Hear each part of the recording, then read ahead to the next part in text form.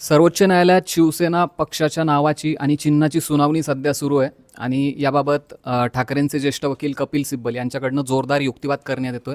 आजच्या सुनावणीमध्ये सिब्बलांनी जे युक्तिवाद केलेत त्यातले मुद्दे मी तुम्हाला सोप्या शब्दात आज सांगणार आहे। त्यात त्यांनी पहिला मुद्दा असा मांडला होता की आमदारांचं संख्याबळ म्हणजे संपूर्ण पक्षाचा मालकी हक्क नाही आहे।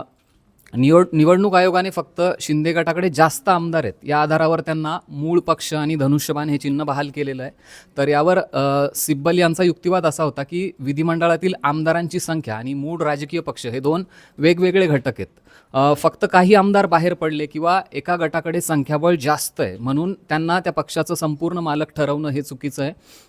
दुसरा मुद्दा त्यांचा असा होता की शिंदेंचे आमदार जर अपात्र ठरले तर ठाकरे गटाकडेच बहुमत जास्त राहतं। आमदार अपात्रतेचा निर्णय हा प्रलंबित असताना चिन्हांचा निर्णय देणं अयोग्य होतं असंही त्यांचा मुद्दा होता।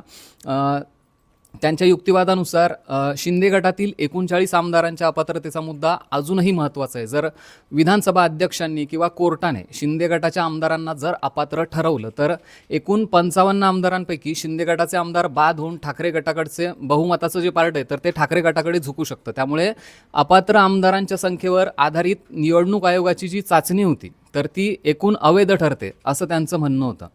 अजून एक मुद्दा त्यांनी आजच्या सुनावणीत मांडला की निवडणूक आयोगाने आपल्या अधिकार क्षेत्राच्या पलीकडे जाऊन निर्णय घेतला असं म्हणून त्यांनी निवडणूक आयोगाच्या कार्यपद्धतीवरच एक प्रकारे प्रश्नचिन्ह उपस्थित केलं आहे। याबद्दल बोलताना ते म्हणाले की पक्षाची घटना ही लोकशाहीवादी आहे की नाही हे ठरवण्याचा अधिकार हा निवडणूक आयोगाला नाही आहे। शिवाय ठाकरे गटाला कुठलीही पूर्वसूचना किंवा कुठलीही नोटीस न देता त्यांनी पक्षाच्या सर्वोच्च संघटनात्मक संस्थेचा विचार न करता आयोगाने हा निर्णय दिलेला आहे। त्यामुळे पक्षाच्या संघटनेत जर त्रुटी वाटत असतील तर नोंदणीबाबतची याबाबतची जी नोंदणीची प्रक्रिया असते तर ती वेगळी असते, पण जर थेट दुसऱ्या कुठल्या पक्षाच्या हाती दुसऱ्या गटाच्या हाती पक्ष सोपवणं हे चुकीचं आहे असा त्यांचा युक्तिवाद होता। एक महत्त्वाचा मुद्दा त्यांनी आजच्या सुनावणीत मांडला होता। त्यांच्या म्हणण्यानुसार अपात्र व्यक्तीलाच थेट मुख्यमंत्रीपद देणं हे बेकायदेशीर आहे। त्यांचा रोख हा थेट शिंदेंकडे होता। एखादा आमदार किंवा गट ज्या वेळेला पक्षातून बाहेर पडतो आणि सत्ता उपभोगतो, सत्तेचा लाभ घेऊन मुख्यमंत्री बनतो आणि नंतर त्याच सत्तेच्या प्रभावातून तो पक्षावरती हक्क सांगतो, जर अशा प्रकारे घटनात्मक तरतुदीचा जर अर्थ लावला तर पक्षांतर विरोधी मूळ कायद्याचा अर्थ जो आहे तर तोच उद्देशच नष्ट होतो असं त्यांचं म्हणणं होतं। अपात्रतेची कारवाई प्रलंबित असताना फक्त राजकीय संख्याबळाच्या जोरावर मुख्यमंत्रीपद आणि पक्षाचा ताबा देणं हे लोकशाहीच्या तत्वांना धरून नाही आहे, हा मुद्दा त्यांनी मांडलेला आहे। अजून एक मुद्दा त्यांनी मांडला होता तो होता जुन्या केसचा, जनता दलाच्या केसच्या संदर्भातला। निवडणूक आयोगाने या निर्णयासाठी या केससाठी जे तर ते जनता दलाच्या निवडणुकीचे दाखले दिले होते।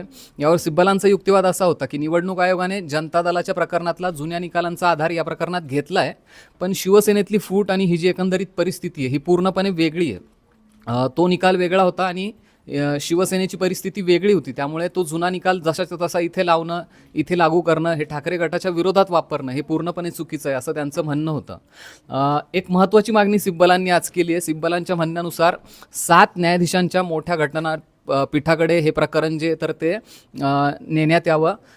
त्यांचा युक्तिवाद असा होता की आमदार अपात्रतेचा निर्णय हा विधानसभा अध्यक्षांकडे असणं आणि दुसरीकडे पक्षाचे नाव आणि चिन्हाचा निर्णय हा निवडणूक आयोगाने घेणं या दोन वेगवेगळ्या प्रोसेस आहेत आणि या दोन्ही प्रक्रिया एकाच वेळी चालल्यास परस्पर विरोधी निकाल येण्याचा धोका असू शकतो।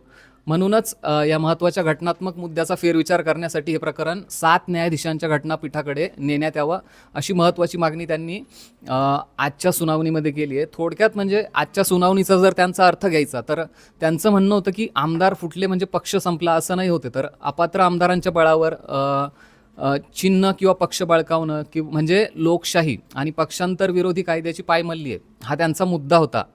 अशा पद्धतीने स्पष्ट आणि आक्रमकपणे सिब्बलांनी आजच्या सुनावणीतले हे मुद्दे मांडलेले आहेत। यावर तुमची काय प्रतिक्रिया आहे ती कमेंटमध्ये नक्की कळवा आणि पुढच्या सुनावणीतले जे काही मुद्दे असतील ते आम्ही तुमच्यासमोर असेच घेऊन येत राहू। यासाठी सरकारनं आम्हाला सबस्क्राईब करायला विसरू नका।